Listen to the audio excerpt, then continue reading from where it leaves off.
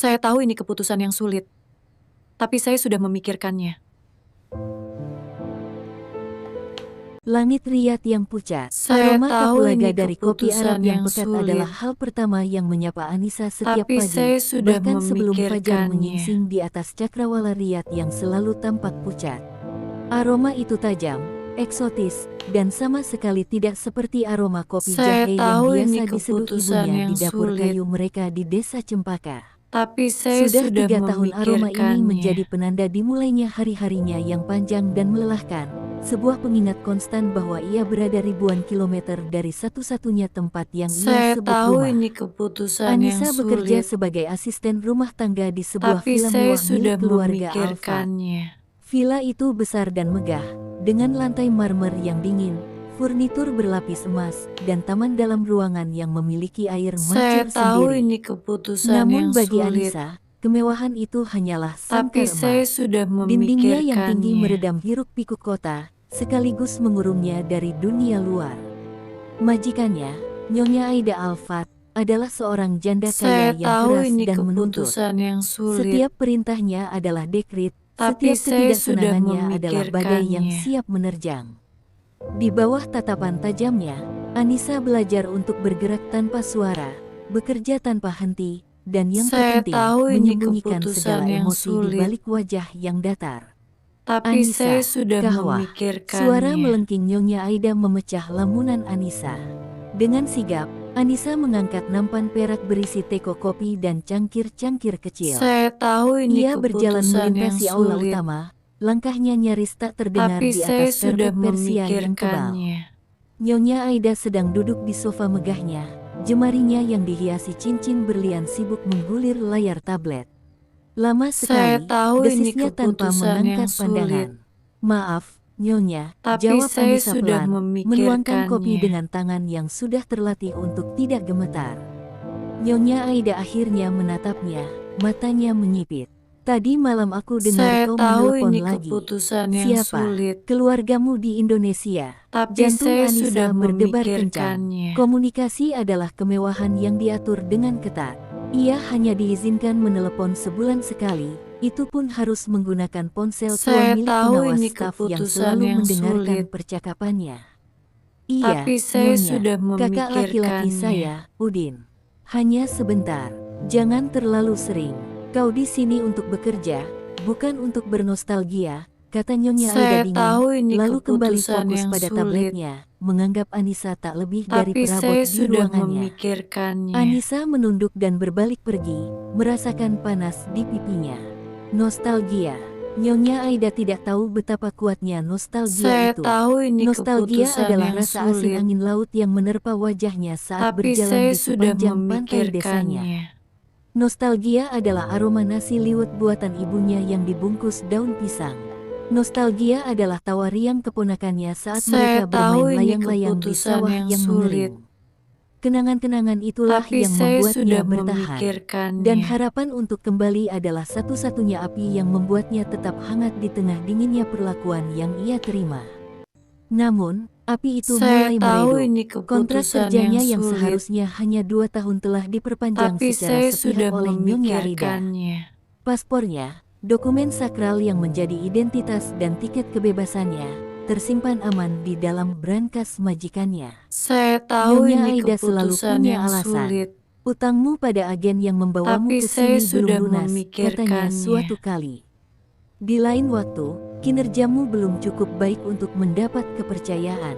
Anissa tahu itu semua bohong. Saya Ia tahu adalah ini pekerja terbaik keputusan di yang rumah itu, sulit, dan justru karena itulah Nyonya Aida tapi tidak saya akan sudah pernah melepaskannya. memikirkannya. Malam itu, setelah memastikan semua pekerjaan selesai dan Nyonya Aida telah masuk ke kamarnya, Anissa menyelinap ke sudut paling Saya terpencil di tahu taman ini belakang. keputusan yang Di sulit, sanalah, di balik rimbunnya pohon tapi kurma, saya ada sudah satu titik di mana sinyal memikirkannya. ponsel sedikit lebih baik. Dengan tangan gemetar, ia mengeluarkan ponsel kecil yang ia beli diam-diam dari seorang sopir pengantar Saya barang. tahu ini Benda keputusan itu yang adalah harta sulit, karunnya yang paling berharga dan tapi paling saya sudah berbahaya. Jika ketahuan, memikirkannya. ia tidak tahu hukuman apa yang akan menantinya. Ia menelepon nomor kakaknya, Udin. Jantungnya berdegup kencang menanti Saya nada tahu sambung. ini keputusan yang Assalamualaikum, Teh sulit, Anissa. Suara Udin di seberang tapi saya terdengar sudah parau dan terputus-putus. memikirkannya. Waalaikumsalam, Din. Kumaha damang, Ibu kumaha?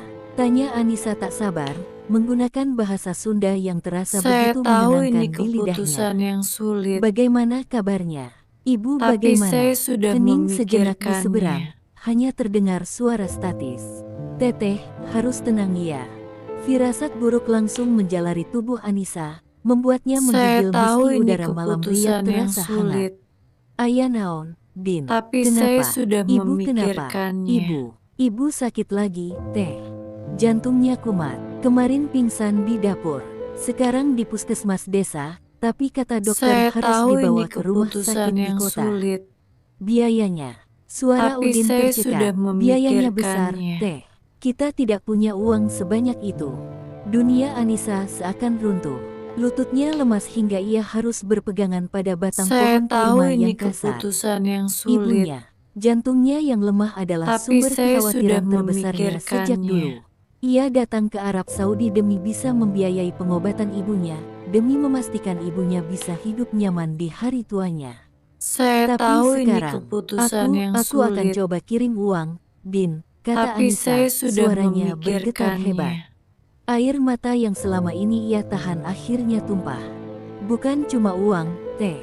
Ibu terus manggil-manggil nama Teteh. Saya tahu ini Dia rindu, keputusan dia yang ingin Teteh sulit, pulang. Permintaan itu menusuk tapi langsung saya ke sudah jantung Anissa, lebih sakit memikirkannya. dari sayatan pisau. Pulang, kata yang begitu sederhana namun terasa begitu mustahil. Aku akan usahakan, Saya Din. tahu ini Aku janji, keputusan yang aku akan sulit, bicara dengan majikanku. tapi Bilang saya pada sudah ibu, aku akan segera memikirkannya. pulang, ucap Anissa, sebuah janji kosong yang ia paksakan terdengar meyakinkan.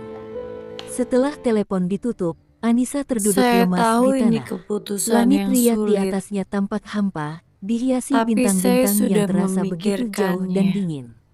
Ia menangis tanpa suara, tangisan keputusasaan yang sunyi. Ia harus pulang, apapun caranya. Saya Ia tidak tahu peduli ini lagi dengan keputusan kontrak, yang dengan sulit, utang, atau dengan kemarahan Nyonya tapi Aida. saya sudah Ibunya memikirkannya. membutuhkannya. Keesokan paginya, dengan tekad yang terbuat dari campuran cinta dan ketakutan, Anissa memberanikan diri.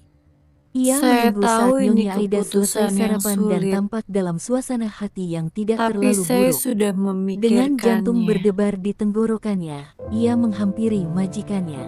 Nyonya, panggilnya dengan suara gemetar.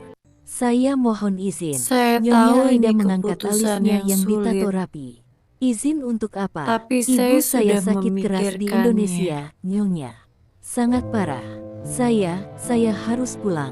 Saya mohon, izinkan saya pulang walau hanya sebentar. Saya tahu Saya ini janji akan keputusan yang kembali. sulit, Saya akan membayar sisa utang saya tapi nanti, saya sudah pinta Anissa, menahan memikirkannya. keinginan untuk bersujud di kaki wanita itu. Nyonya Aida menatapnya lama, ekspresinya tak terbaca. Untuk sesaat, Saya Anissa tahu melihat ini secercah keputusan harapan. yang sulit, Mungkin wanita ini punya hati. tapi saya Mungkin sudah ia akan mengerti. memikirkannya. Lalu, Nyonya Aida tertawa. Tawa yang kering dan mengejek. Pulang. Kau pikir ini hotel, Anissa? Bisa datang Saya dan pergi tahu ini sesukamu. keputusan yang Ibumu sakit sulit, itu bukan urusanku. tapi Semua saya orang juga sudah punya masalah. memikirkannya. Kau terikat kontrak, paspor dan visamu atas namaku. Kau tidak akan pergi kemana-mana sampai aku yang mengizinkan.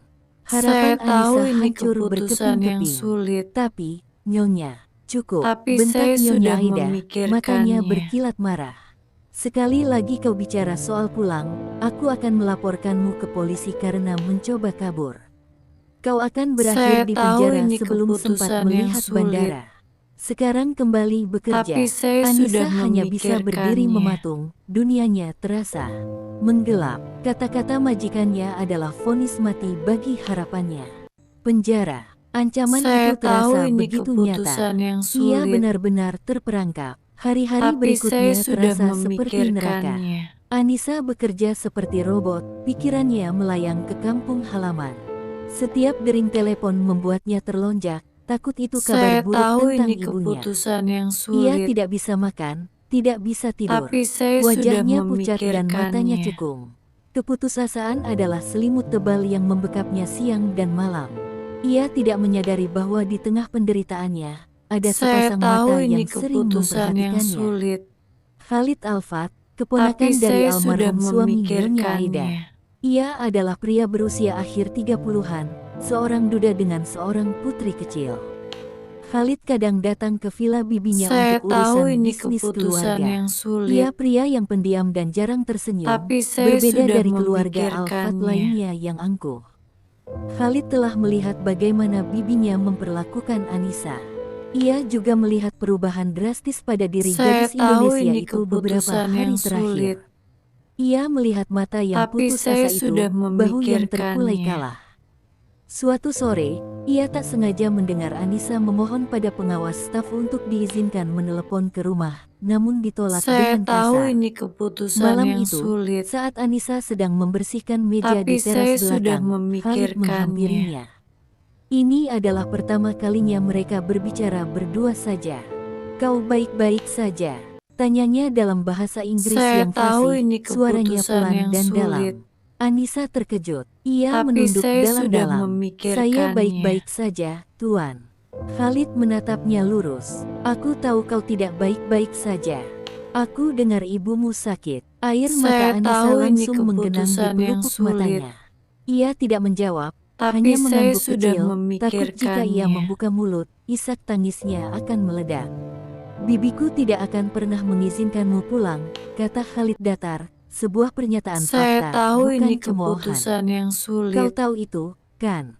Anissa tapi mengangguk saya lagi, sudah air matanya akhirnya memikirkannya. jatuh membasahi kerudungnya. Khalid terdiam sejenak, memandang ke arah lampu-lampu kota yang berkelip di kejauhan. Wajahnya Saya tampak tahu ini berpikir keras di keputusan bawah yang cahaya sulit, remang-remang. Lalu ia menoleh tapi kembali saya pada sudah Anissa, tatapannya memikirkannya. serius dan tajam. "Ada satu cara agar kau bisa keluar dari rumah ini. Satu cara agar kau bisa pulang menemui ibumu." Anissa Saya mengangkat tahu ini wajahnya, keputusan menatap yang pria itu sulit, dengan secercah harapan yang tapi menyakitkan. saya sudah "Bagaimana, memikirkannya. Tuan? Tolong beritahu saya."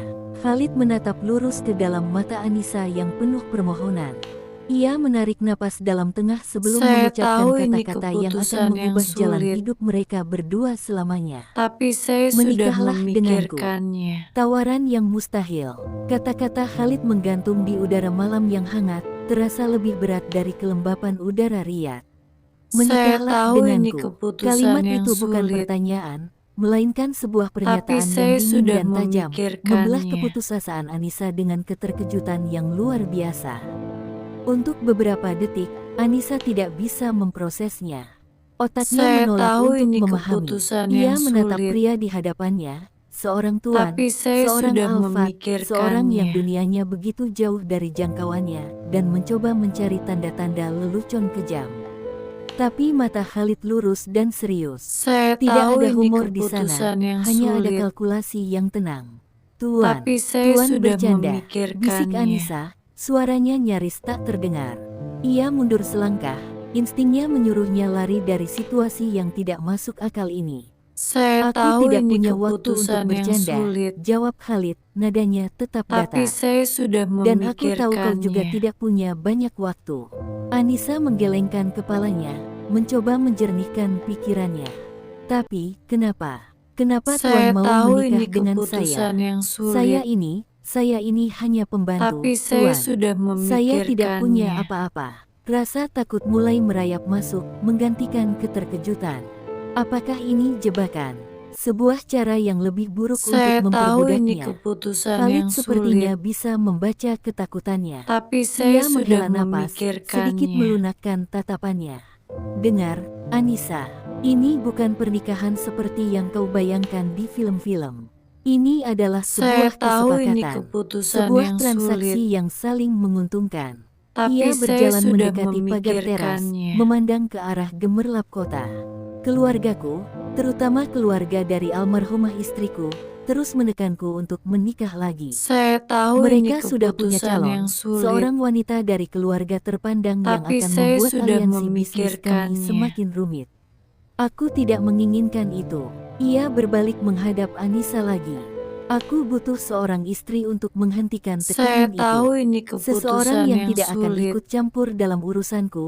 tapi Seseorang saya yang bisa sudah menjaga rumah dan memikirkannya. putriku. Seseorang yang sederhana. Setiap kata-katanya terasa seperti tamparan. Sederhana. Tidak akan ikut Saya campur. tahu ini Anissa keputusan mengerti yang sekarang. sulit, Ia bukan calon istri, ia tapi adalah saya sudah solusi. Sebuah benteng memikirkannya. manusia untuk melindungi Khalid dari kewajiban keluarganya. Dan kau, lanjut Khalid, seolah memaparkan syarat dan ketentuan Saya sebuah tahu kontrak. ini Kau butuh keputusan jalan yang keluar. sulit, Kau butuh pulang. tapi Jika kau saya setuju sudah menjadi istriku, memikirkannya. aku akan melakukan 3 hal. Pertama, aku akan membayar lunas semua utang yang diklaim bibiku, membebaskanmu darinya Saya secara tahu legal. ini keputusan yang Kedua, aku sulit, akan mengurus paspormu dan membelikanmu tapi tiket saya pulang sudah ke Indonesia memikirkannya. secepatnya. Ketiga, aku akan memberimu uang yang cukup untuk biaya pengobatan ibumu dan kebutuhan keluargamu. Tawaran Saya itu tahu begitu ini luar biasa, keputusan yang begitu sulit, lengkap, hingga terasa seperti mimpi. tapi saya sudah Semua masalahnya, memikirkannya. semua rantai yang mengikatnya, akan diputus begitu saja. Tapi harga yang harus ia bayar adalah dirinya sendiri. Saya Kebebasannya tahu ini ditukar dengan ikatan keputusan yang seumur hidup sulit, dengan pria asing ini. Sebagai tapi saya gantinya, sudah kata Khalid, nadanya memikirkannya. kembali tegas, kau harus menikah denganku. Kau bisa pulang ke kampung halamanmu, merawat ibumu. Aku akan memberimu Saya waktu, tahu mungkin ini 2 atau 3 keputusan yang bulan. sulit, Setelah itu, kau harus kembali ke tapi Riyadh saya dan sudah menjalankan peranmu sebagai memikirkannya. istriku. Tinggal di rumahku, dan yang terpenting, membantu merawat putriku, Laila. Di depan umum, kita Saya adalah tahu ini suami istri. keputusan yang Di dalam sulit, rumah, kita punya kehidupan tapi saya masing-masing. sudah Paham, Anissa memikirkannya. hanya bisa menatapnya, bibirnya keluh. Menikah, pulang, lalu kembali lagi ke sangkar yang berbeda. Tapi di sangkar yang Saya baru tahu ini, ini setidaknya ia keputusan yang bisa sulit, menyelamatkan nyawa ibunya. tapi Pikirkan saya sudah baik-baik, kata Khalid memikirkannya. mengakhiri pembicaraan. Aku tahu kau tidak punya banyak waktu. Cari aku besok pagi sebelum aku kembali ke kantorku. Berikan Saya tahu jawabanmu. ini Setelah keputusan yang itu, sulit, Khalid berbalik dan masuk ke dalam tapi villa, saya sudah meninggalkan Anissa sendirian di memikirkannya. teras dengan pikirannya yang berkecamuk. Malam itu terasa 1000 kali lebih panjang dari biasanya. Anissa kembali ke kamarnya Saya yang tahu sempit ini dan pengap di keputusan yang paviliun sulit, pelayan. Ia duduk di tepi ranjangnya tapi yang saya keras, sudah memeluk lututnya. memikirkannya. Tawaran Khalid terus berputar di kepalanya. Di satu sisi, ada wajah ibunya yang pucat, memanggil-manggil namanya. Saya Di tahu sisi ini lain, ada keputusan wajah yang dingin sulit, seorang pria asing yang menawarinya sebuah tapi saya transaksi, sudah bukan sebuah memikirkannya. pernikahan. Ia memikirkan desa Cempaka. Ia memikirkan mimpinya untuk menikah dengan Kang Asep, pemuda santun anak kepala desa yang Saya pernah tahu ini mengiriminya surat keputusan beberapa yang kali di sulit, tahun pertamanya bekerja. tapi saya Mimpi itu sudah terasa begitu naif memikirkannya. sekarang. Bagaimana ia bisa pulang dan menikah dengan Kang Asep jika ia sudah menjadi istri orang lain? Bagaimana ia akan Saya menjelaskan kepada tahu ini keluarganya bahwa keputusan ia yang pulang karena sulit, menikahi seorang pria Arab kaya tapi raya? saya sudah Kebohongan apa yang harus memikirkannya. ia rangkai? Tapi kemudian, suara Udin di telepon kembali terngiang. Ibu terus manggil-manggil nama Teteh. Bayangan ibunya yang terbaring lemah mengalahkan semua ketakutan dan keraguannya. Apa artinya mimpi pernikahan yang indah jika ibunya tiada? Apa gunanya menjaga kehormatan jika ia harus kehilangan wanita yang memberinya kehidupan? Pengorbanan, itulah kata yang akhirnya muncul. Ibunya telah berkorban seumur hidup untuknya. Kini gilirannya. Dengan hati yang berat, Anissa mengambil air wudhu.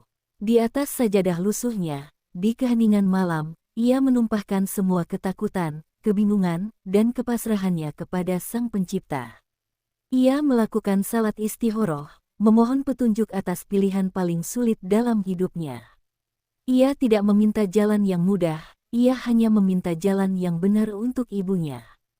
Ia tidak mendapatkan jawaban magis atau mimpi yang jelas. Namun setelah salat, hatinya terasa sedikit lebih tenang. Bukan ketenangan karena bahagia, melainkan ketenangan karena pasrah. Ia tahu apa yang harus ia lakukan. Tidak ada pilihan lain. Jalan ini, meski gelap dan penuh ketidakpastian, adalah satu-satunya jalan yang terbuka di hadapannya. Pagi-pagi sekali, sebelum pelayan lain bangun, Anissa sudah menunggu di dekat pintu depan. Ia melihat Khalid keluar dari salah satu kamar tamu, sudah rapi dengan pakaian kantornya. Jantung Anissa berdebar begitu kencang hingga ia takut pria itu bisa mendengarnya.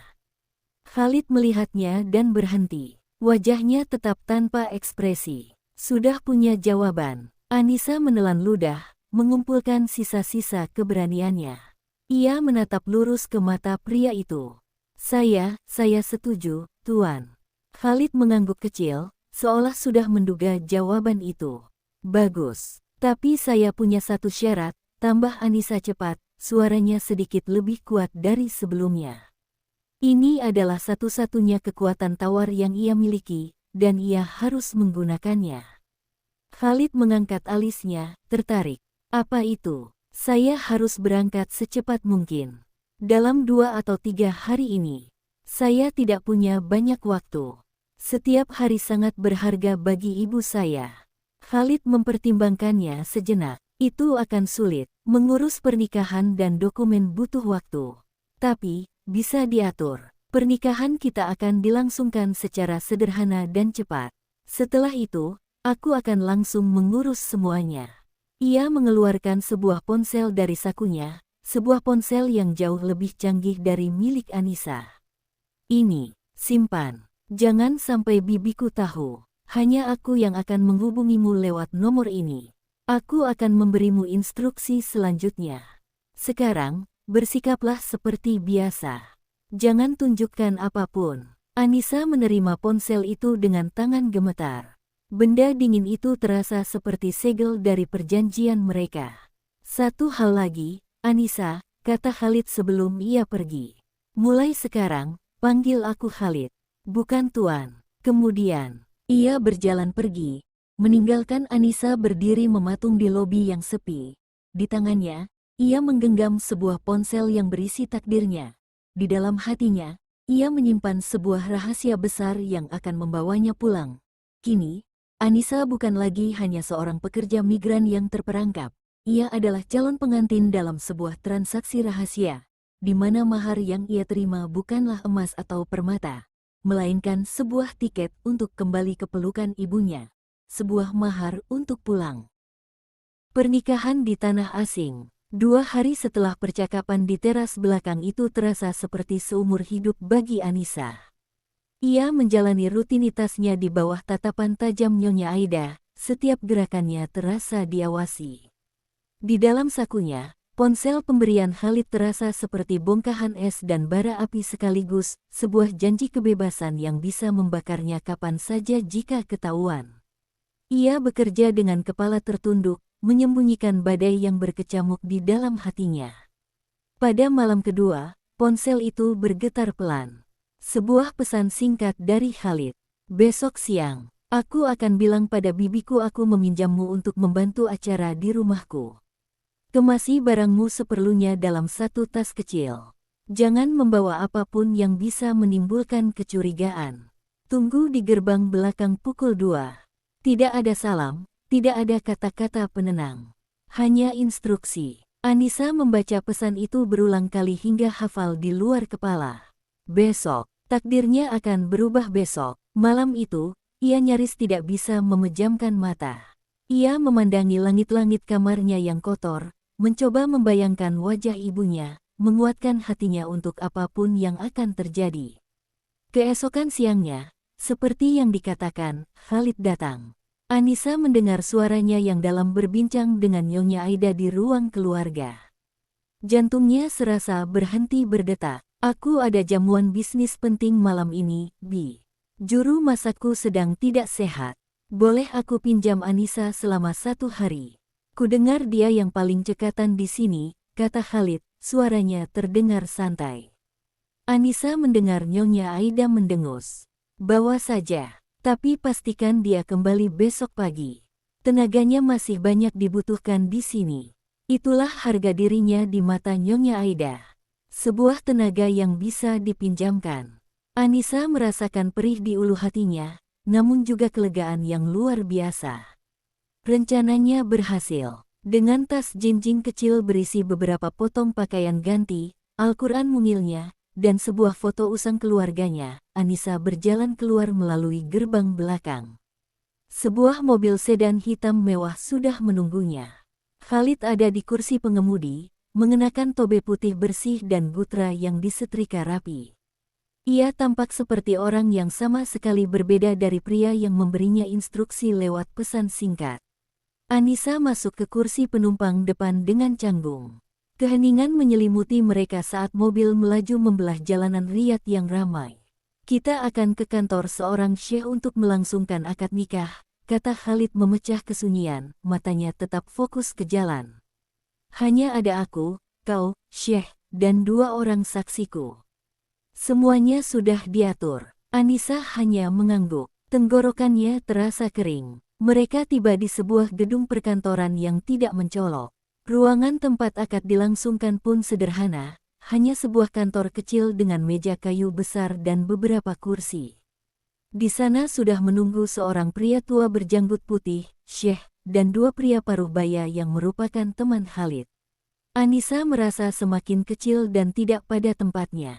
Ia masih mengenakan seragam kerjanya yang sederhana, sementara yang lain berpakaian resmi. Prosesi berlangsung cepat dan terasa surreal. Syekh itu menanyakan dokumen mereka, berbicara dalam bahasa Arab yang cepat yang sebagian besar tidak Anissa mengerti. Khalid menjawab semua pertanyaan dengan tenang. Anissa hanya menunduk, jantungnya berdebar kencang. Lalu tibalah saatnya. Ijab kabul diucapkan dalam bahasa Arab. Khalid menjabat tangan Syekh, mengucapkan kalimat penerimaan dengan suara yang mantap dan jelas.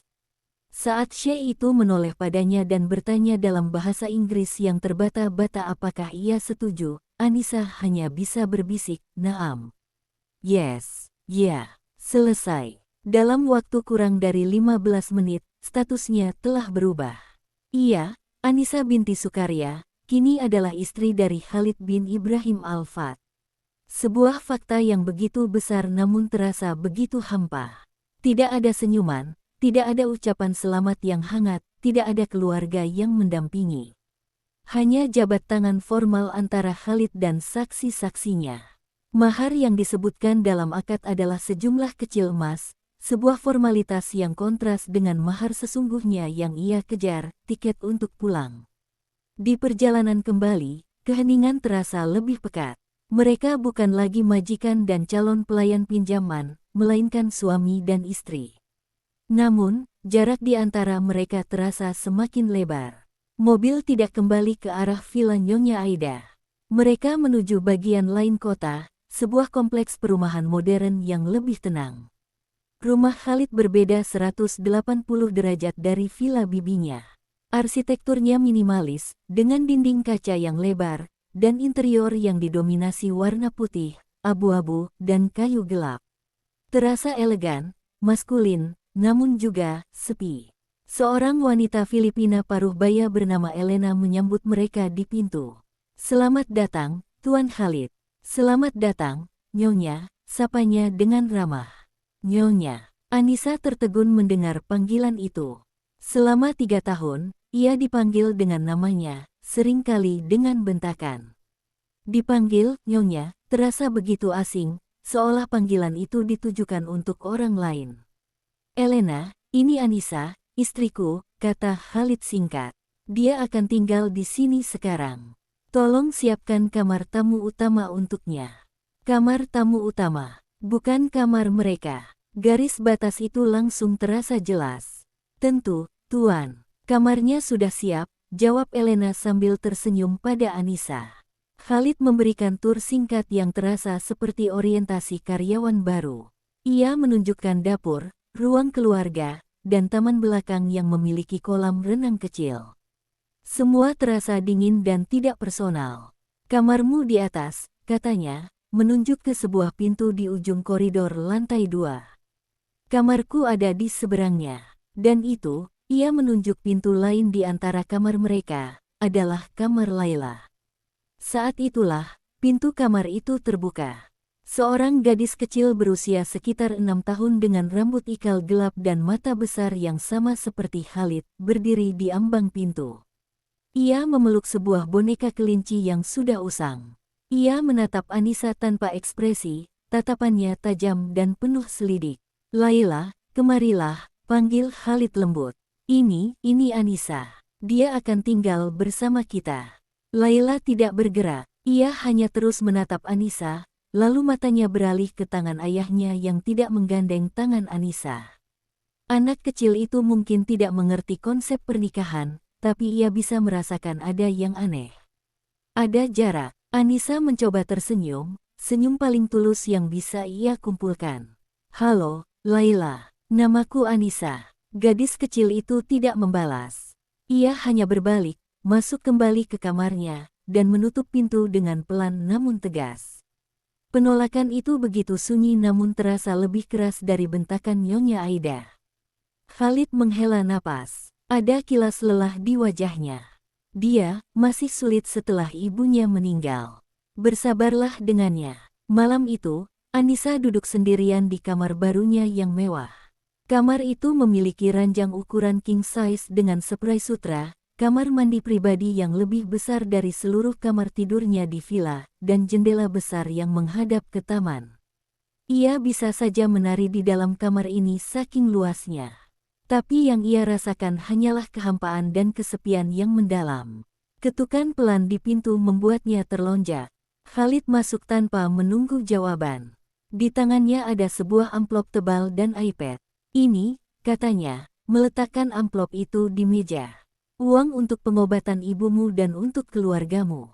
Gunakan dengan bijak." Anissa menatap amplop itu. Isinya adalah kebebasannya, kesehatan ibunya. Khalid lalu menyalakan iPad dan menunjukkan sebuah halaman konfirmasi. "Tiketmu, 3 hari dari sekarang. Penerbangan paling pagi ke Jakarta. Dari sana, kau bisa melanjutkan perjalanan ke desamu. Aku sudah mengatur mobil untuk mengantarmu ke bandara." Melihat namanya tercetak di tiket elektronik itu, dengan tujuan akhir, Soekarno-Hatta International Airport, membuat air mata Anissa akhirnya tumpah. Semua ini nyata. Penderitaannya, pengorbanannya, semuanya nyata. "Terima kasih," bisiknya tulus, suaranya serak karena tangis. Khalid mengangguk, tampak sedikit canggung dengan emosi Anissa. "Tugasmu setelah kembali nanti adalah Laila. Hanya itu yang kuminta. Dapatkan kepercayaannya. Ibunya adalah segalanya baginya." Ia berhenti sejenak di ambang pintu sebelum pergi. "Selamat istirahat. Elena akan membantumu jika kau butuh apa-apa." Pintu pun tertutup. Anissa ditinggal sendirian di dalam kemewahan yang dingin, memeluk amplop berisi uang dan menatap layar iPad yang menampilkan janji kepulangannya. Ia telah berhasil. Ia akan pulang. Tapi saat ia membaringkan tubuhnya di ranjang yang empuk itu, ia merasa lebih asing dan lebih takut dari sebelumnya. Ia telah menukar satu sangkar dengan sangkar lain yang lebih besar dan lebih rumit, dan di sangkar ini, ada seorang putri kecil yang terluka yang kini menjadi tanggung jawabnya. Janji yang ditepati. 3 hari terasa seperti dalam mimpi yang aneh dan mengambang. Anissa menghabiskan waktunya di dalam rumah besar yang sunyi itu, bergerak seperti hantu. Ia tidak punya tugas untuk dikerjakan, tidak ada perintah untuk dipatuhi. Untuk pertama kalinya dalam 3 tahun, ia memiliki waktu luang, namun ia tidak tahu harus berbuat apa dengan kebebasan yang canggung itu. Elena, sang pengurus rumah, memperlakukannya dengan hormat yang membuat Anissa tidak nyaman. Ia memanggilnya Nyonya Anissa, menawarinya teh, dan bertanya apa yang ingin ia makan untuk makan siang. Anissa, yang terbiasa makan sisa makanan di dapur, hanya bisa meminta nasi dan telur dadar, makanan paling sederhana yang bisa ia pikirkan. Ia mencoba mendekati Laila sekali lagi. Ia melihat gadis kecil itu sedang menggambar sendirian di ruang keluarga. Dengan hati-hati, Anissa duduk di sofa yang berjarak beberapa meter darinya. "Gambar apa itu, Laila?" tanyanya lembut. Laila tidak menjawab. Ia hanya menggoreskan krayon ungunya lebih keras di atas kertas, seolah ingin menenggelamkan suara Anissa dengan bunyi gesekan itu. Anissa menghela napas dan mundur perlahan. Dinding yang dibangun gadis kecil itu terlalu tinggi untuk ia panjat dalam waktu sesingkat ini. Khalid lebih sering tidak ada di rumah, sibuk dengan pekerjaannya. Saat mereka bertemu di meja makan untuk makan malam yang hening, percakapan mereka hanya sebatas fungsional. Sudah mengemas barangmu, atau jangan lupa paspormu. Tidak ada kehangatan, tidak ada rasa ingin tahu.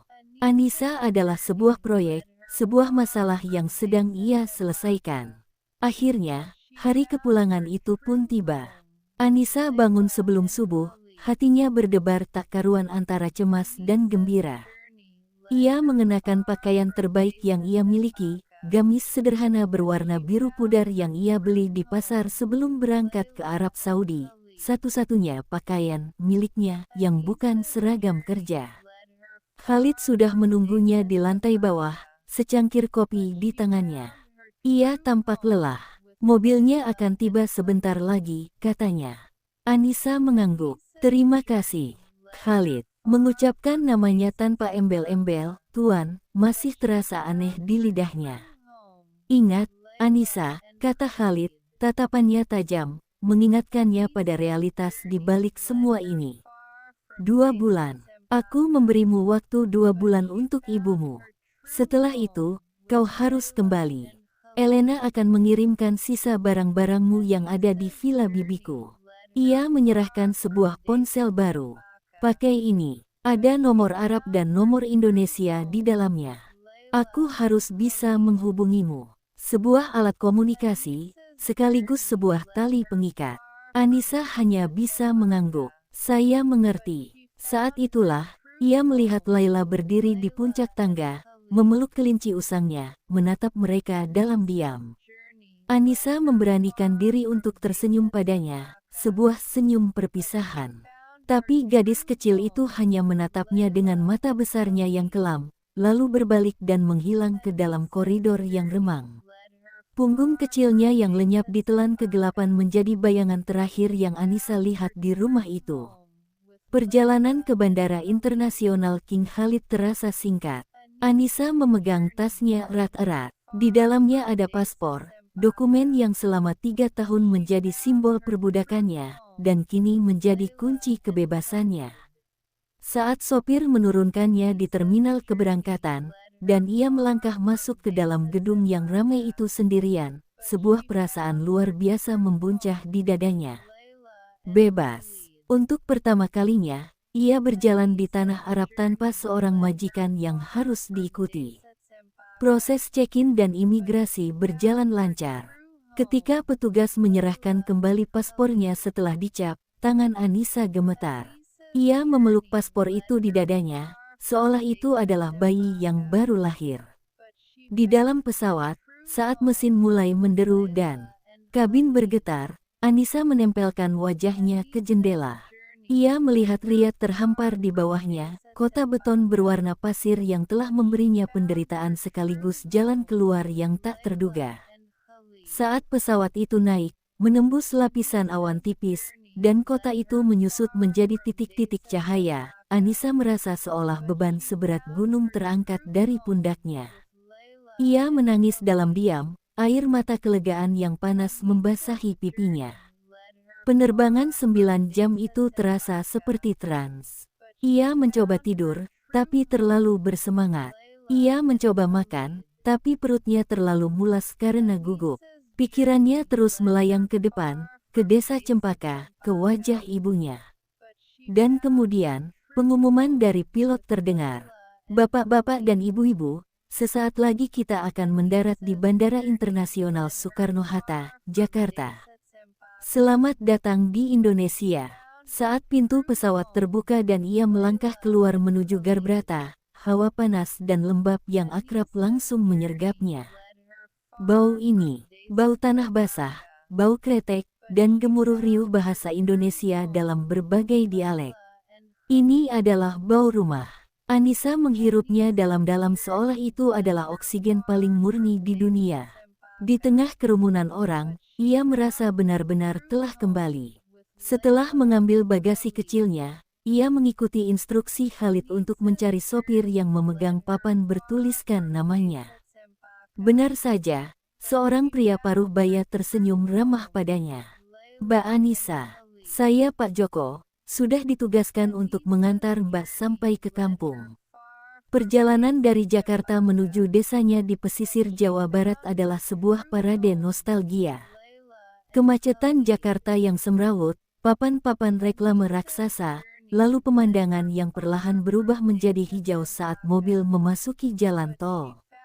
Hamparan sawah, pohon-pohon kelapa, dan atap-atap rumah sederhana. Pemandangan ini jauh lebih indah dari taman-taman buatan di Riyadh. Di sebuah rest area, Anissa meminta Pak Joko untuk berhenti di dekat ATM. Dengan tangan gemetar, ia memasukkan kartu yang diberikan Khalid dan menarik sejumlah uang. Saat mesin itu mengeluarkan lembaran-lembaran rupiah berwarna merah dan biru yang renyah, Anissa merasakannya. Ini nyata. Ini adalah hasil pengorbanannya. Uang ini akan menyelamatkan ibunya. Semakin dekat mobil ke desanya, semakin kencang jantungnya berdebar. Ia mulai mengenali setiap tikungan jalan, setiap pohon besar, setiap jembatan kecil. Akhirnya, mobil itu berbelok dari jalan raya ke jalan desa yang lebih kecil dan sedikit bergelombang. Dan di sanalah, di ujung jalan, berdiri rumah panggung sederhana dari kayu dan bilik. Rumahnya, catnya sudah memudar dan beberapa gentingnya tampak melorot, tapi bagi Anissa, itu adalah istana terindah di dunia. Sebelum mobil benar-benar berhenti, pintu rumah terbuka. Kakaknya, Udin, yang tampak lebih kurus dan lebih tua, berlari keluar dengan ekspresi tak percaya. "Teteh, ya Allah, Teteh." Anissa melompat keluar dari mobil bahkan sebelum mesinnya mati. Ia berlari dan memeluk kakaknya erat-erat, menumpahkan tangisnya di bahu Udin. "Teteh pulang, Din. Teteh pulang. Bagaimana bisa, Teh?" katanya. "Nanti Teteh ceritakan. Ibu di mana?" tanyanya panik. Udin menuntunnya masuk ke dalam. Bau minyak kayu putih dan jamu langsung menyergap indera penciumannya. Dan di sana, terbaring di atas dipan bambu di ruang tengah, ditutupi selimut batik tipis, adalah sosok yang paling ia rindukan di seluruh dunia. Ibunya. Wanita itu tampak sangat rapuh, wajahnya tirus dan pucat, namun matanya terbuka dan menatap ke arah pintu. Melihat Anissa, mata ibunya melebar. Bibirnya yang kering bergerak-gerak, mencoba membentuk sebuah nama. Anissa berjalan mendekat dengan lutut lemas. Ia berlutut di samping dipan, meraih tangan ibunya yang kurus dan dingin. "Ibu," bisiknya, suaranya pecah. "Anissa pulang, Bu." Wanita tua itu mengangkat tangannya yang gemetar untuk menyentuh pipi Anissa. Air mata mengalir dari sudut matanya yang keriput. "Neng, Anissa, anaking," suaranya serak dan lemah. "Anjen uiha, anak ibu, pulang." Anissa menempelkan wajahnya ke tangan ibunya, membiarkan air matanya membasahi kulit keriput itu. Ia mencium aroma tubuh ibunya, aroma yang tidak pernah bisa ia lupakan. Aroma rumah yang sesungguhnya. Semua penderitaan di Riyadh, pernikahan aneh dengan Khalid, ketakutan akan masa depan, semua itu lenyap seketika. Di sini, di samping ibunya, dengan memegang tangannya, Anissa akhirnya merasa utuh. Janji itu telah ditepati. Ia telah sampai di rumah. Biaya yang harus ia bayar untuk momen ini adalah masalah untuk hari esok. Untuk hari ini, ia hanya ingin menjadi seorang anak perempuan yang kembali ke pelukan ibunya. Rahasia di Desa Cempaka. Minggu-minggu pertama kepulangan Anissa terasa seperti surga yang telah lama hilang. Euforia pertemuan awal perlahan berganti menjadi ritme kehidupan desa yang menenangkan. Pagi hari tidak lagi dimulai dengan aroma kapulaga yang asing, melainkan dengan koko ayam jantan dan bau tanah basah setelah disiram embun malam. Ia menghabiskan hari-harinya merawat ibunya, menyuapinya bubur hangat, memijat kakinya yang pegal, dan menceritakan dongeng-dongeng ringan untuk membuatnya tersenyum. Uang yang dibawa Anissa bekerja seperti sihir. Dengan cepat, Ia membawa ibunya ke rumah sakit besar di kota. Dokter mengatakan kondisi jantung ibunya memang parah, tetapi dengan pengobatan yang tepat dan rutin, harapan hidupnya masih sangat besar. Anissa membeli semua obat yang diresepkan tanpa perlu berpikir dua kali, membayar tagihan rumah sakit tanpa perlu menjual sejengkal sawah pun. Ia merenovasi sedikit kamar ibunya, mengganti dipan bambu dengan kasur yang lebih empuk dan memasang jendela yang lebih besar agar sirkulasi udara lebih baik. Melihat ibunya berangsur pulih adalah bayaran terindah dari semua pengorbanannya. Pipi ibunya yang tirus mulai berisi, warna pucat di kulitnya digantikan oleh rona yang lebih sehat. Suatu sore, ibunya bahkan sudah bisa duduk di teras belakang, menikmati teh hangat sambil memandangi pohon-pohon singkong di kebun. Rasanya seperti mimpi, Neng, kata ibunya, suaranya masih lemah tapi penuh kebahagiaan. Bisa melihatmu di sini, di samping ibu. Ini obat terbaik. Anissa tersenyum dan menggenggam tangan ibunya. Anissa akan di sini terus, Bu. Menemani ibu sampai sehat lagi. Namun, di balik senyumannya, sebuah beban berat menggelayut. Kebahagiaan ini dibangun di atas fondasi kebohongan, dan fondasi itu mulai retak oleh pertanyaan-pertanyaan yang tak terhindarkan. Udin, kakaknya, adalah yang pertama bertanya. Suatu malam, saat mereka duduk berdua di balai-balai depan rumah, ia akhirnya menyuarakan kebingungannya. Teh, Akang Teh bingung sekaligus bersyukur, mulainya pelan. Dari mana Teteh dapat uang sebanyak ini? Majikan Teteh di sana baik sekali, ya. Katanya Teteh pulang karena kontraknya habis. Jantung Anissa berdebar. Ia sudah menyiapkan jawaban ini. Iya, Kang. Alhamdulillah, majikan Teteh baik. Kontrak Teteh selesai, dan karena Teteh kerja baik selama ini, mereka kasih bonus pesangon yang besar. Apalagi waktu Teteh cerita ibu sakit, mereka langsung suruh Teteh pulang. Kebohongan itu meluncur dari bibirnya dengan lancar, terlalu lancar hingga ia merasa mual pada dirinya sendiri. Udin mengangguk-angguk, wajahnya tampak lega. Syukurlah kalau begitu, Teh. Akang kira Teteh kabur atau ada masalah. Soalnya banyak cerita seram tentang teman-teman kita yang kerja di sana. Anissa hanya tersenyum tipis. Cerita seram itu nyata, dan ia baru saja keluar dari salah satunya dengan cara yang tidak akan pernah bisa ia ceritakan. Tapi jika meyakinkan keluarganya terasa sulit, menghadapi gunjingan tetangga adalah sebuah pertempuran yang berbeda. Desa Cempaka adalah komunitas kecil di mana setiap berita menyebar lebih cepat dari angin. Kepulangan Anissa yang mendadak dengan membawa banyak uang menjadi topik hangat di warung kopi hingga di antara ibu-ibu yang mencuci di pancuran umum. Biimah, tetangga sebelah rumahnya yang terkenal paling tahu segalanya, adalah corong utama dari semua desas-desus itu.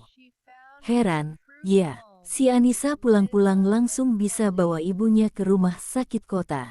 Dulu katanya paspornya ditahan, kok sekarang bisa pulang gampang. Ucapnya suatu pagi pada segerombolan ibu-ibu, cukup keras agar terdengar oleh Anissa yang sedang menyapu halaman. Jangan-jangan uangnya tidak berkah. Kata-kata itu seperti jarum yang menusuk telinga Anissa. Ia mencoba mengabaikannya, tetapi bisikan-bisikan itu mengikutinya kemanapun ia pergi. Saat ia membeli sayur di pasar, para pedagang menatapnya dengan pandangan aneh. Teman-teman lamanya, yang dulu begitu akrab, kini terasa canggung saat berbicara dengannya. Pengalaman di Riyadh telah mengubahnya. Ia tidak bisa lagi tertawa lepas mendengar lelucon sederhana mereka. Saat mereka mengeluhkan harga pupuk yang naik atau musim kemarau yang panjang, pikiran Anissa melayang pada koridor marmer yang dingin, pada tatapan kosong Laila, pada keheningan di meja makan bersama Khalid. Ia telah melihat dunia yang berbeda, dan dunia itu menciptakan jarak antara dirinya dan orang-orang yang seharusnya paling dekat dengannya. Ia merasa seperti orang asing di tanah kelahirannya sendiri. Ponsel pemberian Khalid menjadi pengingat bisu akan dunianya yang lain. Benda itu selalu ia simpan di dalam lemari, takut jika ada yang melihatnya. Selama sebulan pertama, ponsel itu diam. Anissa nyaris berhasil melupakan keberadaannya, mencoba membenamkan dirinya sepenuhnya dalam kehidupan desa. Hingga suatu malam, saat ia sedang melipat pakaian, benda itu bergetar di dalam lemari. Sebuah notifikasi pesan. Jantung Anissa serasa melompat ke tenggorokannya. Dengan tangan gemetar, ia membukanya. Sebuah pesan singkat dari nomor yang tidak ia kenal, tetapi ia tahu persis siapa pengirimnya. Khalid, Assalamualaikum. Bagaimana keadaan ibumu? Hanya itu, sebuah pertanyaan sederhana dan formal. Tapi bagi Anissa, pesan itu terasa seperti lonceng yang berdentang keras, mengingatkannya bahwa waktunya di surga kecil ini hanyalah pinjaman. Kontraknya masih berjalan. Kehidupannya di seberang lautan masih menunggunya. Ia menatap pesan itu lama, jarinya ragu di atas layar. Apa yang harus ia jawab? Haruskah ia membalasnya dengan formal, atau haruskah ia menceritakan semuanya? Akhirnya, ia mengetik balasan yang singkat dan hati-hati. Anissa, Waalaikumsalam. Alhamdulillah, kondisi ibu sudah jauh lebih baik berkat bantuan Anda. Terima kasih banyak. Ia sengaja menggunakan kata Anda menjaga jarak yang selama ini ada di antara mereka. Setelah mengirim pesan itu, ia merasakan gelombang keresahan yang baru. Komunikasi telah dibuka. Tali pengikat itu kini mulai terasa menariknya kembali. Malam itu, Anissa duduk sendirian di teras belakang. Suara jangkrik dan katak sawah bernyanyi bersahutan, sebuah orkestra alam yang dulu selalu menenangkannya. Ibunya sudah tidur pulas di dalam, napasnya teratur, tidak lagi sesak. Ia telah mendapatkan apa yang ia inginkan. Ibunya aman. Namun, kedamaian itu terasa begitu rapuh. Ia menatap ponsel di tangannya, layar gelapnya memantulkan wajahnya yang resah. Ia terjebak di antara dua dunia, dunia nyata yang penuh kebohongan di desa Cempaka, dan dunia kontrak yang menunggunya di Riyadh. Ia tidak sepenuhnya menjadi bagian dari keduanya. Untuk pertama kalinya, Anissa bertanya pada dirinya sendiri, di manakah sebenarnya rumahnya sekarang? Ikatan jarak jauh. Memasuki bulan September, musim kemarau di desa Cempaka mencapai puncaknya. Tanah sawah yang tadinya hijau subur kini retak-retak kecoklatan, dan udara terasa berat oleh debu dan panas. Bagi Anissa, cuaca kering ini seolah mencerminkan kehidupannya yang mulai terasa gersang oleh kecemasan. Waktu 2 bulan yang diberikan Khalid terasa berlalu begitu cepat, setiap matahari terbenam adalah penanda berkurangnya 1 hari dari kebebasannya yang sementara. Komunikasi antara Anissa dan Khalid, yang dimulai dengan 1 pesan singkat, kini telah menjadi sebuah rutinitas yang aneh. Seminggu sekali, biasanya di hari Jumat malam, ponselnya akan bergetar. Percakapan mereka tidak pernah panjang dan selalu berputar di antara 2 topik, kesehatan ibu Anissa dan kabar Laila. Khalid, dokter bilang apa tentang perkembangan ibumu? Anissa, alhamdulillah, tekanan darahnya sudah stabil. Beliau sudah bisa berjalan-jalan di halaman. Khalid, bagus. Jaga terus kesehatannya. Di waktu lain, giliran Khalid yang memulai dengan nada yang sedikit berbeda. Khalid, Laila mendapat nilai bagus di sekolah, tapi gurunya bilang dia masih terlalu pendiam. Pesan seperti ini selalu membuat Anissa terdiam sejenak. Di balik sosoknya yang kaku dan transaksional, Khalid adalah seorang ayah yang khawatir. Anissa merasakan sejumput simpati yang tak terduga. Anissa, anak-anak kadang butuh waktu untuk membuka diri. Mungkin dia hanya rindu almarhumah ibunya. Kesabaran adalah kuncinya. Ia tidak pernah menyangka akan memberi nasihat pengasuhan anak kepada pria yang telah membelinya. Hubungan mereka tumbuh di ruang hampa digital ini, sebuah ikatan yang dibangun dari tanggung jawab bersama yang tidak pernah mereka bicarakan secara langsung. Mereka tidak pernah membahas pernikahan mereka, perasaan mereka, atau masa depan. Mereka hanya dua orang yang terikat oleh sebuah perjanjian, yang perlahan mulai melihat sisi manusiawi dari satu sama lain melalui layar ponsel. Namun, saat kehidupannya di dunia maya terasa semakin rumit, kehidupan nyatanya di desa Cempaka juga mencapai titik didih. Gunjingan tentang status Anissa tidak mereda, malah semakin menjadi-jadi. Puncaknya terjadi ketika Kang Asep, putra tunggal kepala desa yang tampan dan mapan, datang bersama kedua orang tuanya ke rumah Anissa. Maksud kedatangan mereka jelas, sebuah lamaran resmi. Bagi keluarga Anissa, ini adalah sebuah anugerah. Menikah dengan Kang Asep akan mengamankan masa depan Anissa dan memadamkan semua gosip miring tentangnya. Ibunya, yang kini sudah cukup sehat untuk duduk bersama para tamu, tampak begitu bahagia. Matanya berbinar penuh harap. Tentu kami terima, Pak Lurah, kata Udin dengan antusias, bahkan sebelum Anissa sempat membuka mulut.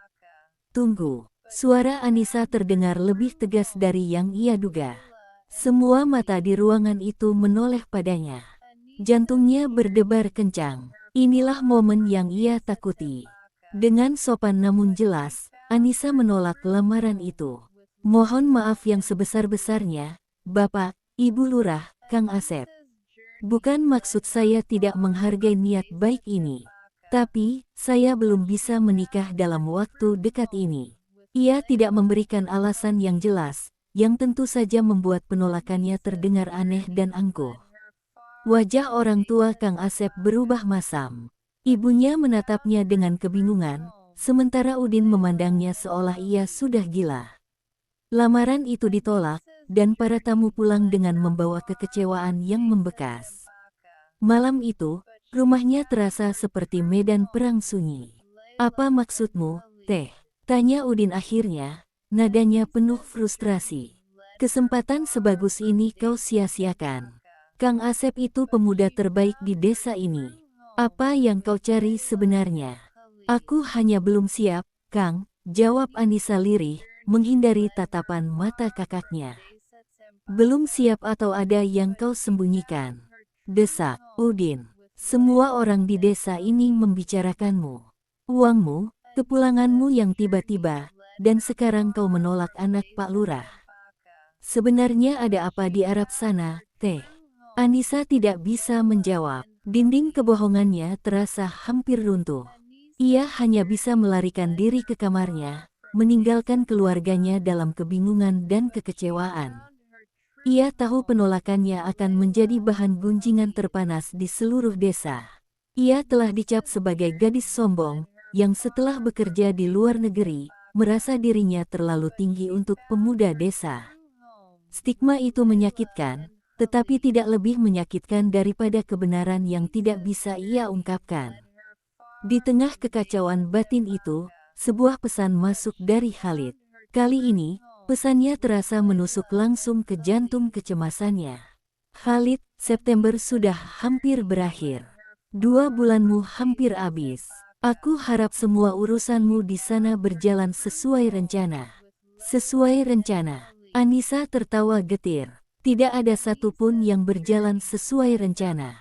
Ia menatap keluar jendela, ke arah hamparan sawah yang diterangi cahaya bulan.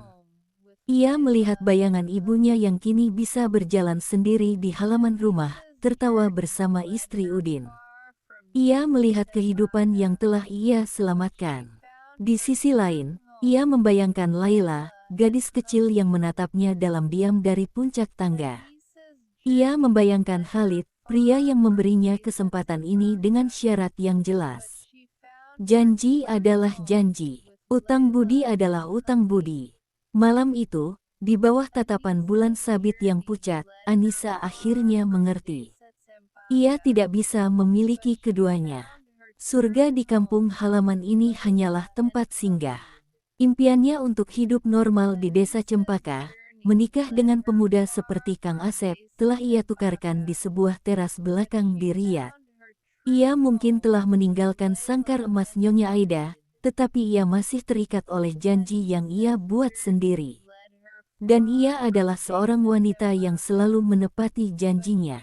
Keputusan itu terbentuk di dalam hatinya bukan dengan kebahagiaan, melainkan dengan sebuah kedamaian yang pasrah. Ia tidak lagi melawan takdirnya. Ia akan menghabiskan sisa waktunya di sini dengan sebaik mungkin, merekam setiap senyuman ibunya ke dalam ingatan. Lalu, ia akan kembali. Bukan sebagai korban, tetapi sebagai seorang wanita yang sadar betul harga dari setiap pilihan yang ia buat. Rumah yang terpilih. Waktu yang tersisa di desa Cempaka terasa begitu berharga. Setiap detiknya Anissa rekam dalam hati. Hari-hari diisi dengan tawa ibunya yang semakin sehat, obrolan ringan dengan Udin di beranda, dan aroma masakan kampung yang ia tahu akan segera ia rindukan lagi.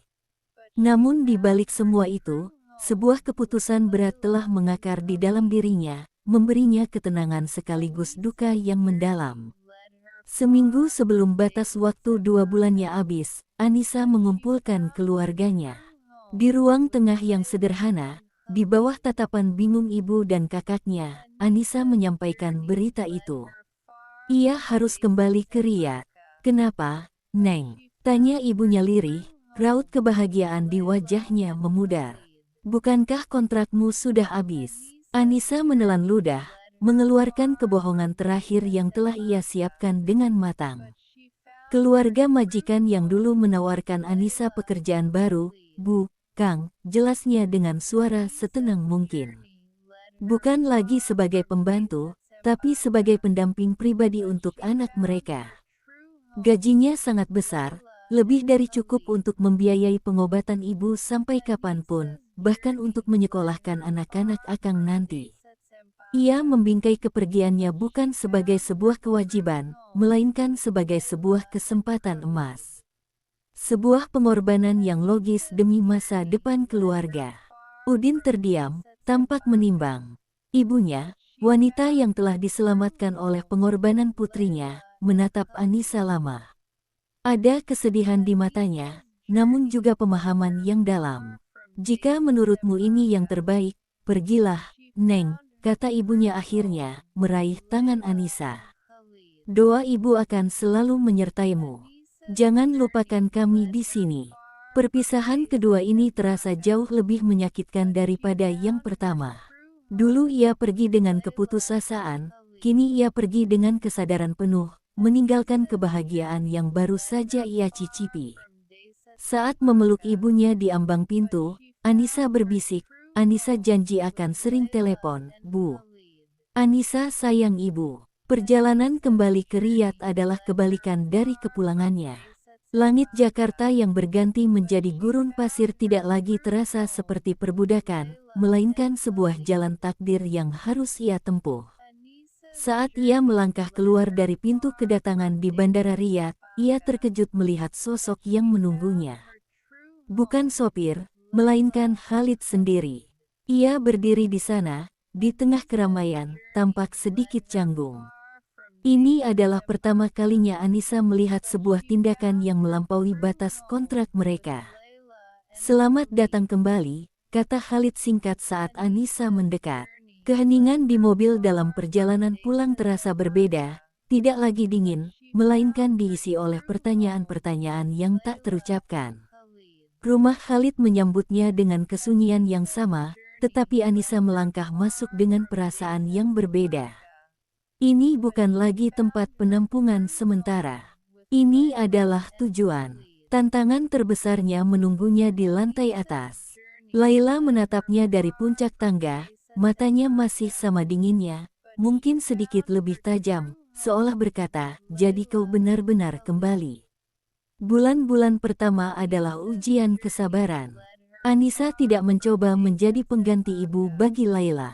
Ia hanya hadir. Ia membuatkan sarapan tanpa banyak bicara, menyiapkan pakaian sekolahnya, dan duduk diam di sudut ruangan saat Laila bermain atau mengerjakan tugas. Ia adalah bayangan yang tenang dan konsisten. Penolakan Laila adalah sebuah dinding es, dan Anissa dengan sabar menunggunya mencair, setetes demi setetes. Titik baliknya datang pada suatu malam yang tak terduga. Guntur menggelegar di luar, sebuah badai gurun yang langka. Anissa terbangun oleh suara tangisan tertahan dari kamar Laila. Ia mengetuk pelan, tidak ada jawaban. Dengan ragu, ia membuka pintu. Gadis kecil itu duduk di ranjangnya, tubuhnya gemetar hebat, memeluk lututnya. Laila, bisik Anissa. Aku takut gelap, isak gadis itu, akhirnya mengeluarkan suara. Dulu kalau ada petir, Mama selalu memelukku. Hati Anissa terenyuh.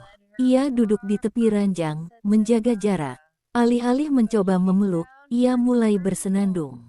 Sebuah lagu Nina Bobo Sunda yang dulu sering ibunya nyanyikan untuknya, orai-oraian. Suaranya yang lembut dan alunan melodi yang asing itu mengisi ruangan, mengalahkan suara badai di luar. Laila perlahan mengangkat kepalanya. Dalam cahaya remang dari lampu koridor, ia menatap Anissa. Tangisnya mereda, digantikan oleh rasa ingin tahu. Anissa terus bersenandung hingga gadis kecil itu kembali berbaring, matanya yang besar dan lelah perlahan terpejam. Sebelum benar-benar tertidur, sebuah tangan mungil terulur dari balik selimut dan menyentuh jemari Anissa. Dinding es itu akhirnya retak. Sejak malam itu, sesuatu berubah. Laila mulai berbicara padanya, awalnya hanya 1-2 kata, lalu menjadi kalimat-kalimat malu-malu tentang sekolahnya. Ia mulai meminta Anissa untuk menemaninya menggambar. Suatu hari, ia bahkan membawakan Anissa segelas air, sebuah isyarat kecil yang terasa seperti kemenangan besar. Hubungan Anissa dengan Khalid juga bertransformasi. Mereka mulai makan malam bersama, bukan dalam keheningan, tetapi dengan celotehan Laila sebagai jembatan di antara mereka. Mereka mulai berbagi cerita. Khalid bercerita tentang almarhumah istrinya, tentang impiannya untuk Laila. Anissa bercerita tentang desa Cempaka, tentang ibunya, tentang sawah dan laut. Mereka bukan lagi dua pihak dalam sebuah kontrak.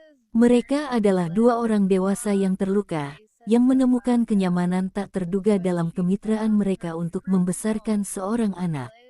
Rasa hormat tumbuh menjadi kepedulian, dan kepedulian perlahan menghangat menjadi kasih sayang yang tenang dan dalam. 1 tahun kemudian, Anissa sedang duduk di taman belakang, laptopnya menyala. Di layar, wajah ibunya tersenyum cerah, menunjukkan kebun cabai barunya yang tumbuh subur. Lihat, Neng. Berkat uang kirimanmu, ibu bisa menyewa orang untuk menggarap kebun. Hasilnya bagus, kata ibunya bangga. Anissa tersenyum, hatinya dipenuhi kehangatan. Pengorbanannya tidak sia-sia. Tiba-tiba, sepasang lengan kecil melingkari lehernya dari belakang. Umi, bisik Laila di telinganya, sebuah panggilan yang baru mulai ia gunakan beberapa bulan lalu. Lihat gambarku. Gadis itu menunjukkan selembar kertas. Di atasnya ada gambar 3 sosok bergandengan tangan di bawah matahari yang tersenyum, seorang pria jangkung, seorang wanita berkerudung, dan seorang anak perempuan di tengahnya. Di atasnya tertulis, keluargaku. Saat Anissa menatap gambar itu dengan mata berkaca-kaca, Khalid keluar dari rumah, membawa 2 cangkir teh. Ia meletakkan satu di samping Anissa dan tangannya berhenti sejenak di bahu istrinya, sebuah gestur kecil yang penuh makna. Ia tersenyum melihat gambar Laila. Anissa menatap layar laptop di mana wajah ibunya berada, simbol dari rumah yang ia tinggalkan. Lalu ia menatap Laila yang menyandarkan kepala di bahunya dan Khalid yang menatap mereka dengan tatapan lembut, simbol dari rumah yang telah ia bangun. Ia akhirnya mengerti, mahar yang ia bayar dengan pengorbanannya bukanlah sekadar tiket untuk pulang. Mahar itu adalah tiket untuk sebuah perjalanan menemukan takdirnya. Rumah bukanlah tanah tempat kau berasal, melainkan tempat di mana hatimu merasa utuh, di mana kau dibutuhkan, dan di mana kau memilih untuk menanam cintamu. Dan di sini, di bawah langit Riyadh yang dulu terasa pucat, di tengah keluarga tak terduga yang lahir dari sebuah kesepakatan, Anissa akhirnya telah menemukan rumahnya. Selesai.